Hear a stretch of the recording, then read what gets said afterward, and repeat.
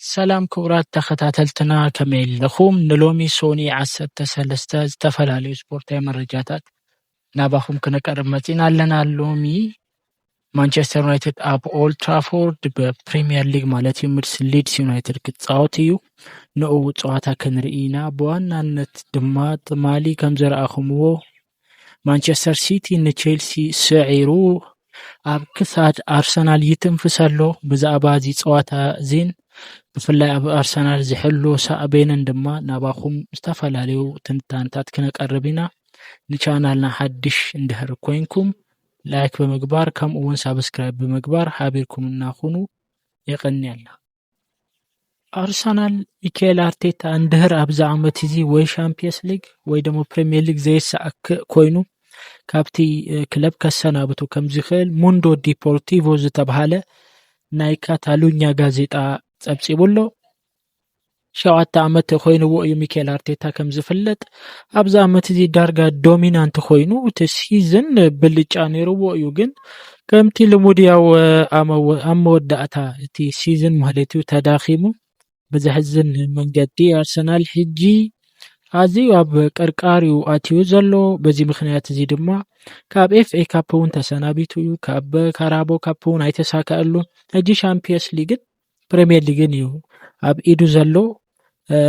ፕሪምየር ሊግ ያው ኣብ ኢድ ሲቲ እዩ ዝውሰን ማለት ይከኣል። ምክንያቱ ሲቲ ንኣርሰናል ዝስዕር ኮይኑ ከምኡ እውን ክሪስታል ፓላስ ዝስዕር ኮይኑ ያው ኣብ መፈለምታ ክድይብ እዩ ማለት እዩ። ሻምፒየንስ ሊግ ድማ ንኣርሰናል ከቢድ እዩ ዝኸውን። ኣርሰናል ካብ መተካእታ ዝሪኦ ዘሎ ድማ ናይ ቀደም ተፃዋቱ ዝኾነ ሕጂ ንቆሞ ዝበሃል ናይ ጣልያን ክለብ ዝስልጥን ዘሎ ሴስክ ፋብሪጋዝ ከም ዝኾነ ሙንዶ ዲፖርቲቮ ዘጊቡሎ። በዚ ምክንያት ድማ ናይ ኣብ ሕቶ ኣትዩሎ ናይ ኣርቴታ ፃንሒት። ናይ ማንቸስተር ዩናይትድ ካፒቴን ዝኾነ ብሩኖ ፈርናንዴዝ ኣብ ዩናይትድ ሓድሽ ኮንትራት ወላ እንኳን ተቀረበሉ ይሓስበሉ ከም ዘሎ ንቴሌግራፍ ተዛሪቡሎ። ምስ ዴይሊ ቴሌግራፍ ምስ ዝነበሮ ፃንሒት እዚ ናይ 31 ዓመት ፖርቹጋላዊ ማንቸስተር ዩናይትድ ከምቲ ዝፅበዮ ከም ዘይኮነ ተዛሪቡሎ ብግልፂ። እዚ ድማ ማንቸስተር ዩናይትድ ሓያል ክለብ እዩ፣ ከምኡ ግን ክኸውን ኣይከኣለን፣ ብፍላይ ኣብ ዝሓለፉ ዓመታት ኣብ ፕሪምየር ሊግ ክንወዳደር ኣይከኣልናን ኢሉ ተዛሪቡሎ።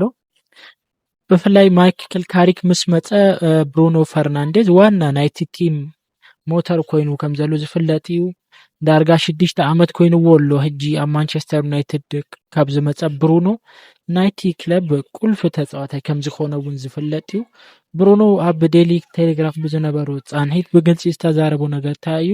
ማንቸስተር ዩናይትድ ሓያል ዝኾነ ክለብ እዩ፣ ከምኡ ስለ ዝኾነ ድማ ኣብ ፕሪምየር ሊግ ክወዳደር ኣለዎ፣ ነዚ ድማ ሓደሽቲን ብሉፃት ተፃወቲ ከፍርም ኣለዎ ኢሉ ብግልፂ ተዛሪቡሎ። ኣብ 2027 ናይ ብሩኖ ኮንትራት ኣብ ማንቸስተር ዩናይትድ ክዛዘም እዩ። ኣብቲ ክለብ ክፀንሕ ድሌት ኣለዎ እዩ። ግን ድማ እቲ ክለብ ሓደሽቲን ብሉፃት ተፃወቲን እንድሕር ዘፍርም ተኮይኑ ጥራይ ከም ዝፀንሕ እዩ ንዴይሊ ቴሌግራፍ ተዛሪቡ። ማንቸስተር ሲቲ ከም ወትሩ ኣብ መወዳእታ ናይቲ ሲዝን ኣዝዩ ሓይሉ መፅዩ ዘሎ።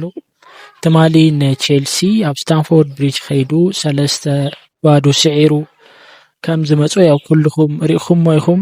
እዚ ድማ ንኣርሰናል ኣዝዩ ኣብ ቅርቃር ዘእተው ኮይኑዎ ኣሎ።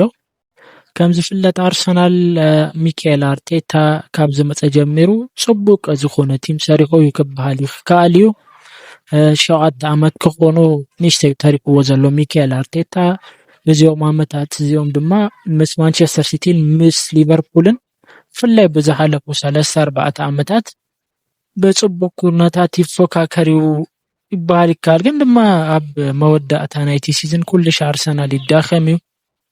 ትማሊ ማንቸስተር ሲቲ ኣብ ስታንፎርድ ብሪጅ ንቼልሲ ምስ ስዒቡ 6 ነጥቢ ጥራይ እዩ ኣብ መንጎኦም ዘሎ ፍልሊ ኮይኑ ዘሎ። ግን ድማ እቲ ዋና ነገር እንታይ እዩ? ማንቸስተር ሲቲ ሓደ ፀዋታ ይተርፎ እዩ ምስ ክሪስታል ፓላስ ማለት እዩ። ንሱ እንድሕር ዝስዕር ኮይኑ 67 ይኸውን እዩ። ካብ ኩሉ ድማ ቀፃሊ ሰሞን ማለት እዩ ምስ ኣርሰናል ኣብ ኤቲሃድ ኣብ ማንቸስተር ሲቲ ሜዳ ማለት ፀዋታ ክግበር እዩ። እዚ ማለት በቃ ማንቸስተር ሲቲ ነዚኦም ክልቶም ፀዋታታት ዝስዕር እንደህር ኮይኑ ሰብኣ ክኣጡ እዩ፣ ኣርሰናል ሰብኣ እዩ ማዕረ እዮም ክኾኑ ማለት እዩ። እዚ ድማ ማንቸስተር ሲቲ ዝሓሸ ኣድቫንቴጅ ክህሎ ዝገብር እዩ። ብፍላይ ዝሓለፉ ዓመታት ዝነበሮም ፉክክር ክንርኢ ኣብ መወዳእታ እቲ ሲዝን ዝሕልዎም ኣዛዛም ደሞ ክንርኢ ከለና ማንቸስተር ሲቲ ናይ ብሓቂ ኣዝዩ ዝሓሸ ዕድል ክህልዎ ይኽእል እዩ ነዞም ክልተ ፀዋታታት ዝስዕር እንደህር ኮይኑ ማለት እዩ። ኣርሰናል 2004 ነይሩ ንመወዳእታ እዋን ንመጨረሻ እዋን ብኣርሰን ቬንገር ግዜ ናይ እንግሊዝ ፕሪሚየር ሊግ ሻምፒዮን ኮይኑ ብድሕሪኡ ቬንገር ያው ብዙሕ ተዳኺሞም እዮም ኣብ መወዳእታ ንሶም ፅቡቅ ሌጋሲ ገይሩ ዋላ እንተተሰናበቱ ግን ኣርሰናል ክለዓል ኣይከኣለን። ከምቲ ትዝክርዎ ኡናይ ኤምሬ መፂኡ ነይሩ ንሱ እንኳን ቁርብ ዝሓሸ ቲም ንምስራሕ ፈቲኑ ነይሩ ግን ድማ ከም ሚኬል ኣርቴታ ግን ኣይኮነን። ሚኬል ኣርቴታ ምስ መፀ ኣርሰናል ዝሓሸ ኮይኑ እዩ ኩልና ከም ንሪኦ ዘለና። ትማሊ ፔፕ ጓርዲዮላ እቲ ፀዋታ ምስ ተዛዘመ ብዝሃቦ ጋዜጣዊ መግለፂ እውን ኣርሰናል ናይ ኣውሮፓን ናይ እንግሊዝ ፕሪሚየር ሊግን እቲ ዝሓሸ ቡድን እዩ ኢሉ እዩ። እዚ ዝበለሉ ምክንያት ድማ ክዛረብ ከሎ ሚኬል ኣርቴታ ንተኸታተልቲ ዓመታት ኮንሲስተንሲ ዘለዎ ቲም ሰሪቁ እዩ። በዚ ምክንያት እዩ ኣርሰናል ኣብዚ ሕጂ እዋን ኣብ እንግሊዝ ወላ ኣብ ኣውሮፓ እቲ ዝሓሸ ቲም እዩ ኢለ የዛምን ኢሉ ተዛሪቡሉ ናይ ብሓቁ ይኹን ወይ ደሞ ሳይኮሎጂካል ፕሬዠር ያው ቀጻሊ ሰሙን ፀዋታ ስለ ዘሎ ከምኡ ከገብር እውን ይመስል ፔፕ ጓርዲዮላ። ኣርሰናል ግን እቲ በርንመዝ ኣብ ቀዳም ዝተሰዓረሉ ፀዋታ ናይ ብሓቂ ዓንዲ ዕቁኡ ክስበር ዝገበሮ እዩ ማለት ይከኣል። ኣሚ ተዘክሩ እንድሕር ኮይንኩም ፅቡቅ ከይዱ በአስተን ቪላ ኣብ መገዛ ሜድኡ ኣብ ኤምሬት ተሳዒሩ ነይሩ። ንሳ ፀዋታ ዲሳይሲቭ እያ ነይራ ካብቲ ታይትል ንክወፅእ ማለት እዩ። ኣብዚ ሕጂ ሎሚ እውን ኣብዚ ዓመት እዚ እውን እዛ ናይ በርንመዝ ዝተሰዓረላ ፀዋታ ናይ ብሓቂ ንኣርሰናል ብጣዕሚ ከቢድ ክትኸውን እያ ክበሃል ይከኣል። ማንቸስተር ዩናይትድ ሎሚ ኣብ ሜድኡ ምስ ሊድስ ዩናይትድ ናይ ፕሪሚየር ሊግ ፀዋታ ክገብር እዩ። ማንቸስተር ዩናይትድ ሳልሳይ ደረጃ እዩ ዝርከብ ግን እቲ ራብዓይ ደረጃ ዝርከብ ኣስተን ቪላ እውን ማዕረ 55 ነጥቢ ኣለዎ እዩ። በዚ ምክንያት እዚ ማንቸስተር ዩናይትድ ናብ ሻምፒየንስ ሊግ ንቀጻሊ ዓመት ንምስታፍ ማለት እዩ ነዚ ፀዋታ እዚ ክስዕርን ኣብ ቅድሚት ዘለዉ ፀዋታት እውን ክስዕር ፅቢት ይግበር እዩ። ማይክል ካሪክ ኣብ ማንቸስተር ዩናይትድ ካብ ዝመጠ ኣትሒዙ ብ10 ፀዋታታት 7 ሲኢሩ እዩ። በዚ ምክንያት እዚ ካብ ሩበን ኣሞሪም እውን ዝሓሸ ዝበሃል ምንቅስቃስ እዩ ዝገብር ዘሎ። ቋሚ ዝኾነ ኮንትራት እውን ክወሃቦ ትፅቢት ይግበር እዩ። ሎሚ ምስ ሊድስ ዩናይትድ ብዝገብሮ ፀዋታ እውን ማንቸስተር ዩናይትድ ዝሓሸ ናይ ምስዓር ዕድል ከም ዘለዎ እዩ ዝዝረብ ዘሎ። ከም ትፈልጥዎ እቲ ሰር ራድክሊፍ ማንቸስተር ዩናይትድ ካብ ዝመጣ ኣትሒዙ እቲ ሰብ ሃፍቲ ማለት እዩ ማንቸስተር ዩናይትድ ለውጢ ይገብር ኣሎ። ናይ ግሌዘር ፋሚሊ ዝበሃሉ ነይሩ ዋኖት ናይ ማንቸስተር ዩናይትድ ሰብ ሃፍቲ ንሶም ብድሕሪ ሰር ኣሌክስ ፈርጉሰን ብፍላይ ነቲ ቡድን ዳርጋ ቀቲሎሞ ክበሃል ይከኣል እዩ።